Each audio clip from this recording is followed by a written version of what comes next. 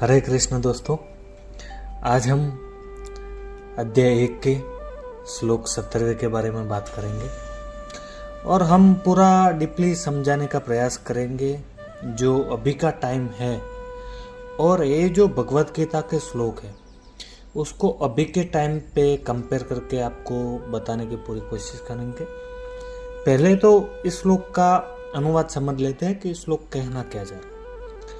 काशीराज जो अत्यंत पराक्रमी धनुर्धर थे, शिखंडी जो महान योद्धा थे, धृष्टद्युम्न, विराट और सात्यकी जो युद्ध में कभी पराजित नहीं हुए, इन सभी ने अपने अपने शंख बजाए। अब आज की सोच में इसको विस्तार से समझे। यह श्लोक भी शंखनाद के क्रम में आता है, लेकिन अब जिन योद्धाओं का नाम लिया जा रहा है वे पांडवों के सहयोगी राजा और सेनापति है। यह सिर्फ सेना की संख्या बढ़ाने की बात नहीं है, यह है धर्म के पक्ष में खड़े होने का साहस, भले वह युद्ध कितना भी कठिन क्यों न हो।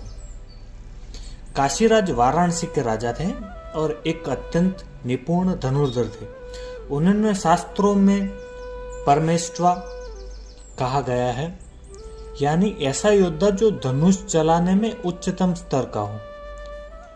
आज के जीवन में यह दर्शाता है कि जो लोग अपनी कला में माहिर होते हैं वे जब धर्म और सच्चाई के पक्ष में खड़े रहे तो उनकी कुशलता एक शक्ति बन जाती है। अगर आप अपनी कला में माहिर है तो उसका उपयोग किसी सही उद्देश्य के लिए करें, वही आपका धर्म है। शिखंडी एक विशेष योद्धा थे। वे पहले स्त्री थे और फिर पुरुष बने। भीष्म पितामह ने प्रतिज्ञा की थी कि वो किसी स्त्री पर शस्त्र न उठाएंगे और इसी वजह से शिखंडी को आगे किया गया। यह सिर्फ युद्ध नीति नहीं, यह दिखाता है कि हर कोई किसी न किसी उद्देश्य से जन्म लेता है, चाहे उसका जीवन कैसा भी रहा हो। आपकी पिछली पहचान या कठिनाइयां आपको रोक नहीं सकती।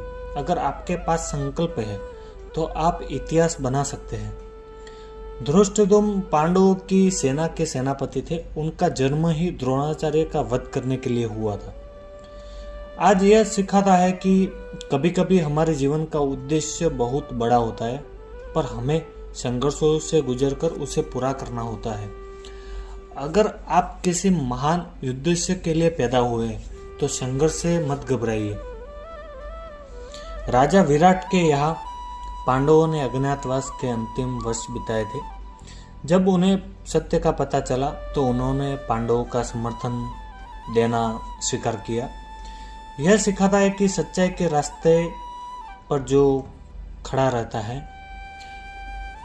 समय लगता है, लेकिन जब कोई सही को पहचान ले तो उसका साथ देना ही धर्म है। सच्चे लोगों के साथ खड़े हो, भले ही पहले आप उन्हें न समझ पाए हो। जब जाने कि वे सही है तो पीछे मत हटे। सात्यकी यदुवंशी थे और कृष्ण के संबंधी भी थे। उन्होंने अपराजित कहा गया है, यानी जो कभी पराजित नहीं हुआ। सात्यकी जैसे योद्धा आज के युग में वे है जो सच्चाई, सेवा और साहस के प्रतीक है। कभी हार न मानना ही सबसे बड़ी जीत है। अगर आप सही के लिए खड़े रहे तो आप अपराजित हैं। यह श्लोक हमें यह बताता है, हर क्षेत्र में, चाहे वह राजा का हो, सेनापति हो या कोई विशेष पात्र हो, जब धर्म का समर्थन करते हैं तब विजय निश्चित होती है। हर व्यक्ति की अपनी ताकत होती है। कोई कला में श्रेष्ठ है, कोई साहसी है, कोई अपराजित आत्मा है। लेकिन अगर वो ताकत सत्य और धर्म के लिए नहीं खड़ी होती तो उसका कोई मूल्य नहीं। अगर श्लोक में हमें सिखाता है कि आज भी हमारे जीवन में शंखनाद की जरूरत है। एक आवाज जो कहे, मैं सच्चाई के साथ हूँ, मैं अन्याय के खिलाफ हूँ और मैं अपने जीवन की लड़ाई धर्मपूर्वक लड़ूंगा। जैसे काशीराज, शिखंडी, धृष्टद्युम्न, विराट और सात्यकी सभी ने अपनी भूमिका निभाई, वैसे ही आज आपको भी अपनी भूमिका निभानी है। सवाल यह नहीं कि आप कितने शक्तिशाली हैं, सवाल यह है कि आप किसके साथ खड़े हैं, सत्य या झूठ। तो यही था श्लोक 70वें का पूरा डिप में हमने समझाने का प्रयास किया है।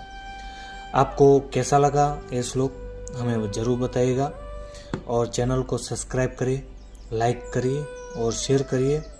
हम पूरी कोशिश कर रहे हैं कि यहाँ के जितने भी भगवत गीता के 700 श्लोक हैं उनको आज के टाइम पे कंपेयर करके हर श्लोक को अलग करके उनको डीपली समझाया जाए।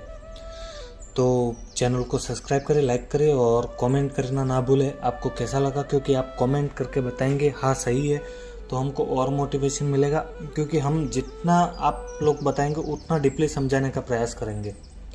ये हमारी शुरुआत है और ये अध्याय पहला जो हम क्लियर कर रहे हैं, लेकिन अभी जो जीवन में आने वाला है वो अध्याय 2 से स्टार्ट होगा सारा कुछ।